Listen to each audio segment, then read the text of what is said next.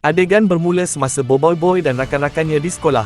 Ya, mungkin ramai di antara anda tertanya-tanya sama ada Boboiboy Boy dan rakan-rakannya masih bersekolah atau tidak. Dan kini Monster Studio akan menjawabnya dalam episod pertama.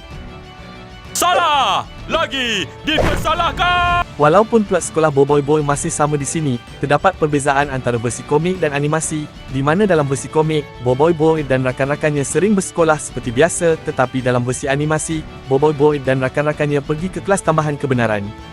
Jadi amat wajar mereka memerlukan kelas tambahan kerana kesibukan Boboiboy Boy, Ying, Yaya, Gopal dan Feng melaksanakan misi pada musim-musim sebelumnya. Selepas ke kelas, mereka pergi ke kafe Kokotiam Tok Abah di mana mereka terserempak dengan Adudu yang kelihatan mencurigakan. Apa borak-borak dengan Tok Abah dengan Ojobot je? Rupa-rupanya di kafe Tok Abah ibu pejabat Tapops yang canggih telah dibina selepas serangan retaka di angkasa lepas. Ia akan menjadi pangkalan operasi untuk Boboiboy Boy dan kawan-kawannya yang akan digelar Tapops Underground. Atasan Tapops juga mencipta satu lagi pangkalan rahsia baharu di angkasa yang menyamar sebagai pembersih kapal angkasa iaitu Cuci-Cuci Abang Kasim yang kini menjadi ibu pejabat Tapops yang baru menggantikan penyamaran pusat dobi angkasa.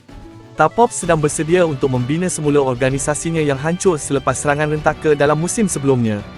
Berbalik kepada Boboiboy Boy dan kawan-kawannya, Boboiboy Boy kini kelihatan sebagai ketua pasukan Tapops Underground. Mungkin dia telah dinaikkan pangkat dan adalah mustahil bagi seseorang yang mempunyai merit dan pencapaian yang tinggi seperti Boboiboy Boy untuk mengekalkan pangkat kadet. Kecuali Perbet Gopal.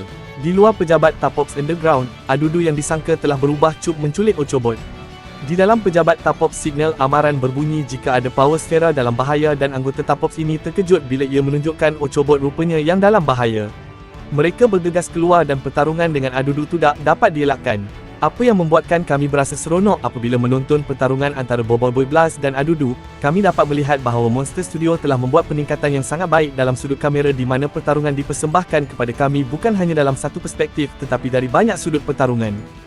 Dalam episod pertama ini, nampaknya penghormatan diberikan kepada Boboiboy Boy dan Adudu yang menjadi saingan sejak awal cerita Boboiboy Boy. Perkembangan dan semangat watak Adudu ini jauh lebih baik berbanding musim-musim sebelumnya. Walaupun matlamatnya masih tidak jelas, Adudu telah berjaya mengubah watak yang lemah menjadi seorang yang mahir dalam pertarungan, mungkin kerana dia telah berguru dengan Tok Kasa. Geng Boboiboy Boy hampir saja dikalahkan oleh Adudu yang rupa-rupanya bukan untuk menculik Ochobot tetapi hanya ingin meletakkan program teleportasi pada Ochobot supaya dia boleh mengekori Boboiboy Boy ke mana sahaja dia pergi. Episod pertama adalah pembukaan yang hebat untuk memulakan pengembaraan Boroboy dan rakan-rakannya dan pada musim kedua ini terdapat banyak unsur nostalgia yang mengingatkan kita kepada peristiwa yang berlaku dalam kartun Boboiboy Boy. Tambahan pula, episod pertama ini hanyalah pengenalan kecil kepada pengembaraan Boboiboy Boy yang akan menjadi lebih hebat dan menarik dalam episod seterusnya.